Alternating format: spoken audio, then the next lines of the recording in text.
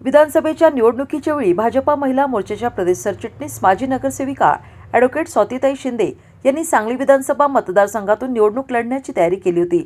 सांगली विधानसभेचे आमदार सुधीरदादा गाडगीळ यांनी यंदाची निवडणूक लढणार नाही असे घोषित केल्यानंतर ॲडव्होकेट स्वाती शिंदे यांनी आमदार सुधीरदादा गाडगीळ यांच्याशी चर्चा करून तुम्ही लढणार नसाल तर ॲडव्होकेट स्वाती शिंदे यांनी विधानसभा लढण्याची तयारी करू का असे विचारल्यानंतर आमदार गाडगीळ म्हणाले, मी निवडणूक लढणार नाही, तुम्ही तयारी करा असे सांगितल्यानंतर स्वाती शिंदेंनी सांगली विधानसभा मतदारसंघातील शहरामधील मतदारांच्या भेटीगाठी, बैठका, छोट्या सभा यांनी मतदारसंघ पिंजून काढला होता.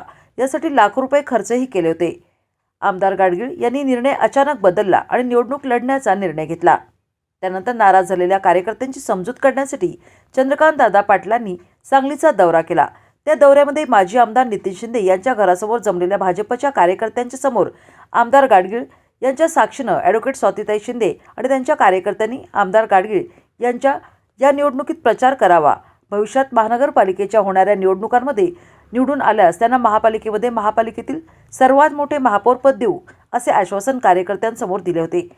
त्यांनी दिलेल्या आश्वासनानंतर आमदार सुधीरदादा गाडगीळ यांच्याकडून एक कप चहाचीही अपेक्षा न करता ॲडव्होकेट स्वाती शिंदे यांनी पूर्ण मतदारसंघ सभा घेऊन पिंजून काढला. यावेळी महिलांच्या बैठका, जाहीर सभा, 70 ते 80 सभा घेऊन प्रचार केला. विजयी झालेले आमदार सुधीरदादा गाडगीळ यांच्या विजयामध्ये ॲडव्होकेट स्वाती शिंदे आणि त्यांच्या कार्यकर्त्यांचा मोठा वाटा आहे. स्वातीताई शिंदे यांनी आमदार सुधीरदादा गाडगीळ यांचा प्रचार करून त्यांना निवडून देण्याचा शब्द त्यांना विजय करून पूर्ण केला. आता सांगलीचे पालकमंत्री चंद्रकांतदादा पाटील यांनी स्वातीताई शिंदे यांना महापौर करण्याचा दिलेला शब्द पूर्ण करावा अशी कार्यकर्त्यांची मागणी आहे. ॲडव्होकेट स्वाती शिंदे यांनी महापालिकेच्या निवडणुकीत काँग्रेसच्या बालेकिल्ल्यात 2,500 मताधिक्याने त्या विजयी झालेल्या आहेत. त्यांच्या या विजयामुळे भाजप 39 आकड्यापर्यंत पोहोचलेले आहे.